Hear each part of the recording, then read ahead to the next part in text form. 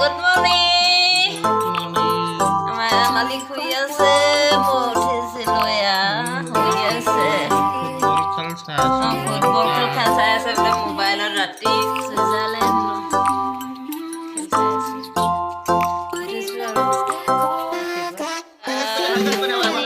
আমাৰ ঘৰত আজি কোন আহিলে ভতিজাতি আহিলে ৰাতিপুৱা ভতিজাটো আহিলে হালা কৰিছে কৈ দিয়া